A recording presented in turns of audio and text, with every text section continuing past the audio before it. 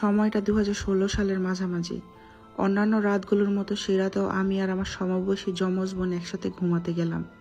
উল্লেখ্য, আমি ভীতু হলেও আমার বোন ভীষণ সাহসী। যমজরা নাকি এরকম ছোট ছোট পার্থক্য থাকে। ঘড়ির কাঁটায় রাত 2:47 ছুঁই ছুঁই। ততক্ষণে সবার মতো আমিও নিজে ঘুমিয়ে গিয়েছিলাম। তবে এক পর্যায়ে কারো মৃদু কান্নার শব্দ শুনতে পেয়ে ঘুমটা হালকা হয়ে যায়। ভাবলাম হয়তো বোন কান্না করছে।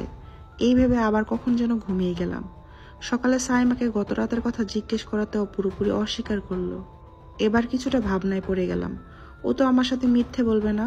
তবে যাকগে, হয়তো আমার মনের ভুল। সারাদিন স্কুল প্রাইভেটে থাকায় হয়তো মনে এসব চিন্তা আসছে।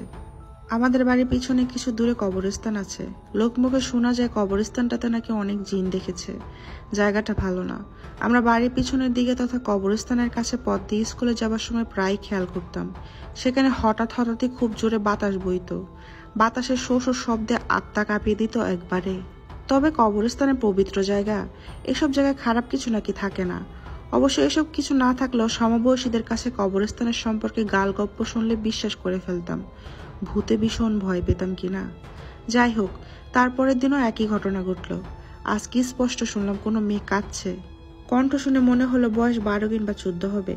আমি ভাবলাম হয়তো কেউ বিপদে পড়েছে। এই ভেবে উঠে বসলাম। কান্নার আওয়াজ আমাদের রুমের ওপাশ থেকে আসছে, এটা শিওর হলাম। আরও স্পষ্টভাবে বিষয়টা দেখতে জানালা খুলতে যাব, তখনই আমার বোন বলল, আম্মু নিষেধ করেছেন কখনো বাইরে থেকে কোনো শব্দ আসলে দরজা জানালা যেন না খুলি। তাই আর জানালা খোলা হলো না। তবে শব্দটা পেতে থাকি আমি। অবশ্য রুমে কোরআন শরীফ থাকায় কিছুটা সাহসও হতো। পরদিন সকালে আব্বু আম্মুকে বিষয়টা বলার পর তারা হেসে উড়িয়ে দিলেন, যেন তারা মানতেই চাচ্ছে না আমার কথা। ওদিকে আমার বোনও এসবে বিশ্বাস করে না বলে উল্টো ব্যাপারটা নিয়ে হাসি ঠাট্টা করে গেল। বোন আমাকেও উল্টো পাল্টা খেপাতে থাকলো এসব ভয় পাবার জন্য। সেদিন রাত অবধি চললো এই মজা করা। সে রাতে কান্নার শব্দটা আরো তীব্র হলো। এক পর্যায়ে বোন বিরক্ত হয়ে আমাকে জিজ্ঞেস করে বসে, এত রাতে আমি কাঁদছি কেন, আমি কোনো কারণে ভয় পাচ্ছি কিনা। এদিকে কয়েকবার ডেকে সাড়া না পেয়েও সে ঘুমাতে চেষ্টা করে আবার। তখন চোখ বন্ধ করতে যেন আবার তীব্র হয় সেই কান্নার শব্দ। এবার বোন কিছুটা রেগে আমার দিকে ফিরতে কিছুটা চমকে গেল। দেখলো আমি গভীর ঘুমে। আমি ঘুমে তবে কাঁদছিল কে ভেবে পায় না বোন।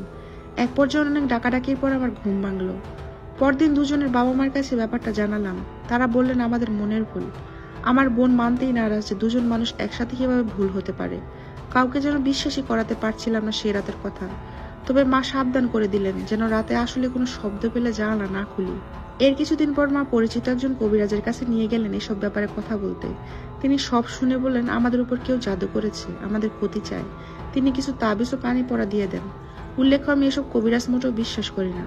আশ্চর্যের বিষয় হলো ঠিক তারপর থেকে ধীরে ধীরে ব্যাপারটা স্বাভাবিক হয়ে যায়। এরপর কেটে গেছে অনেকটা বছর। আমরা বড় হয়ে যাই।